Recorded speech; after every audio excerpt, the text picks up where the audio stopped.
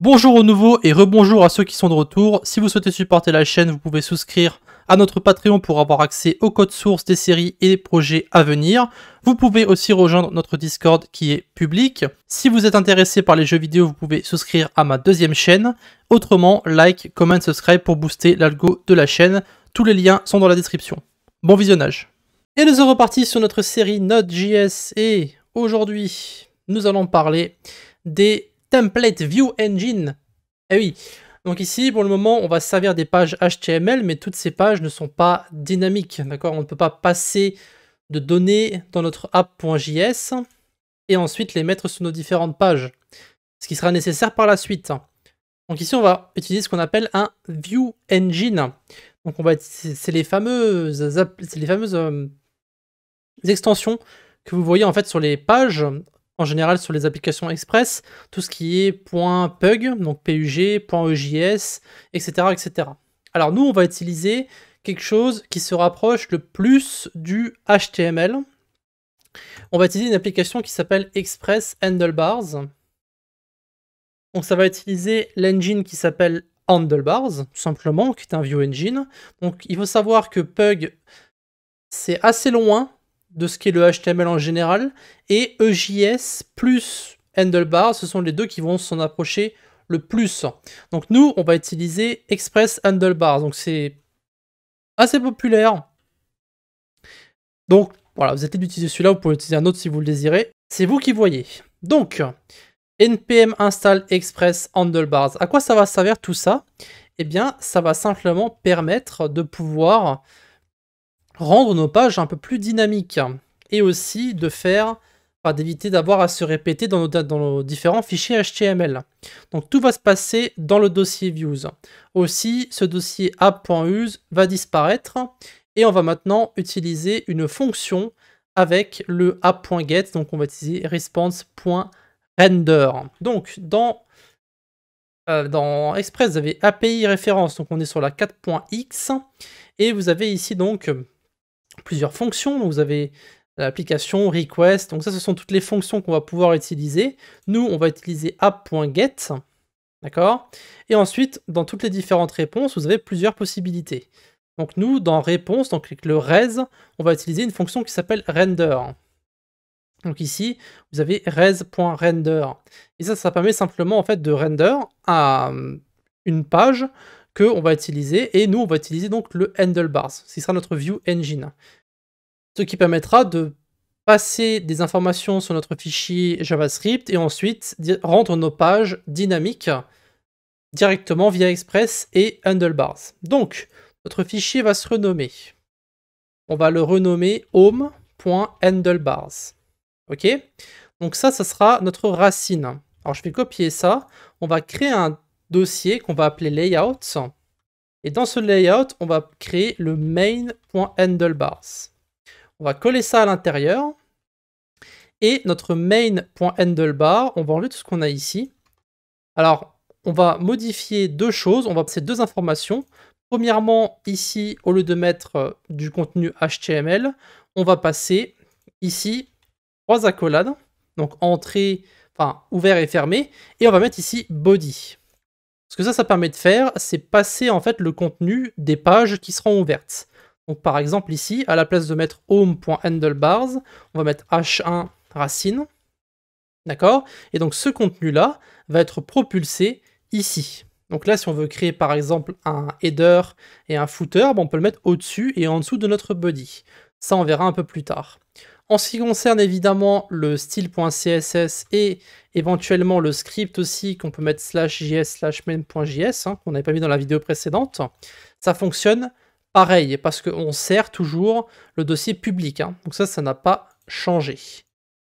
Maintenant, pour faire tout ça, on va devoir passer certaines informations sur notre app.js.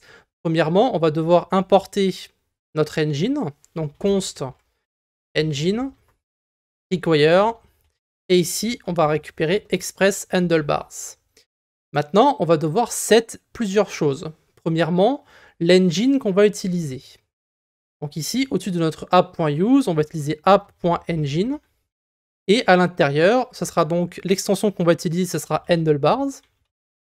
et on va utiliser la fonction qui s'appelle engine qu'on vient d'importer juste au-dessus ici. Après, on va faire app.set. Dans le set, nous allons mettre l'option qui s'appelle view engine et on va dire que c'est bien handlebars qu'on utilise. Donc ces deux lignes-là sont utiles, voire obligatoires, pour faire fonctionner handlebars. Et enfin, on va indiquer où se trouvent nos différentes views. Donc ici, c'est l'endroit où vous allez pouvoir changer le nom de votre dossier si vous le désirez. Personnellement, je vais rester sur pass.join, dir name et views.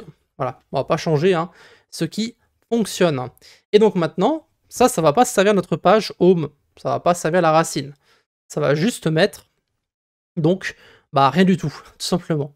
D'ailleurs, ça va mettre une erreur. On peut essayer si vous voulez.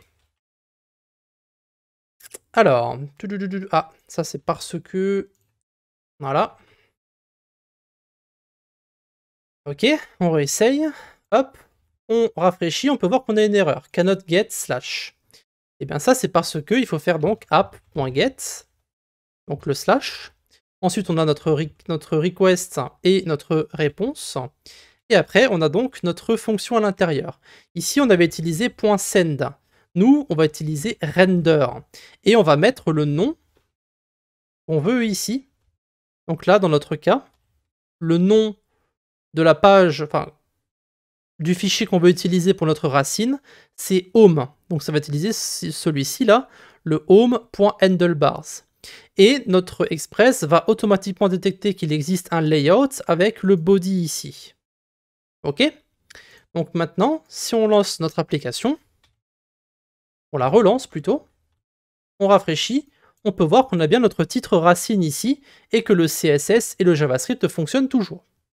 D'accord? Ça va pas rendre notre page, enfin ça rend notre page un petit peu dynamique, mais si on change de page et qu'on met par exemple, hop, on copie notre app.get et qu'on met ici pour le slash about par exemple, on met une about, donc je vais copier mon home, hop, about.handlebars, là je vais mettre about.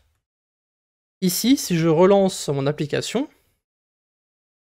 donc si je vais sur slash about, on peut voir que ça va bien ouvrir notre page about, mais ici, on n'a pas le nom de la page qui va changer. Et bien ça, j'aimerais que ça soit aussi dynamique.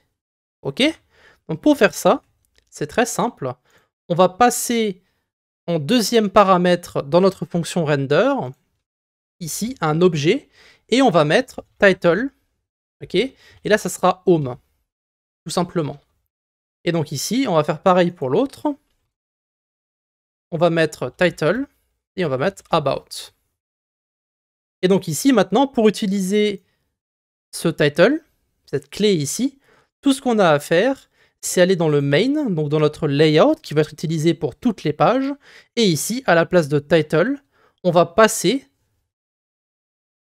title, tout simplement, avec deux accolades. Donc là, c'est 3, là, c'est 2. Ok? Donc maintenant, si on relance notre application, je rafraîchis, on peut voir que la page s'appelle About, et si je reviens en arrière, on peut voir que la page s'appelle Racine. Voilà. Donc ça, c'était pour l'introduction de notre View Engine. Vous êtes libre de créer d'autres clés si vous désirez pour le passé, ou d'autres pages. Si vous ajoutez ici, par exemple, pas moi, âge 30, peu importe, eh bien vous allez pouvoir utiliser ce âge 30 ici, comme vous le désirez. Donc si vous allez ici dans le Home, vous mettez un P, mon âge, et là vous mettez donc, entre les accolades, le âge. Et là vous mettez en, voilà, hop, vous rafraîchissez votre application, et vous pouvez voir donc vous avez, alors je vais mettre le paragraphe en plus grand pour qu'on puisse le voir correctement, et voilà, vous pouvez voir mon âge est 30 ans. Et si vous faites une modification, si vous faites 28, hop, et que vous rafraîchissez, vous pouvez voir que ça n'a pas fait de changement parce qu'il faut relancer votre application. Et du coup, ici, maintenant, il est marqué mon âge est 28 ans. Voilà. Donc, nos pages sont un peu plus dynamiques. On a juste gratter la surface de ce que c'est un View Engine. Évidemment, on va créer des choses un peu plus compliquées par la suite, mais c'était une bonne introduction à notre View Engine, et on va donc utiliser Handlebars, et je mettrai encore une fois tous les liens dans la description.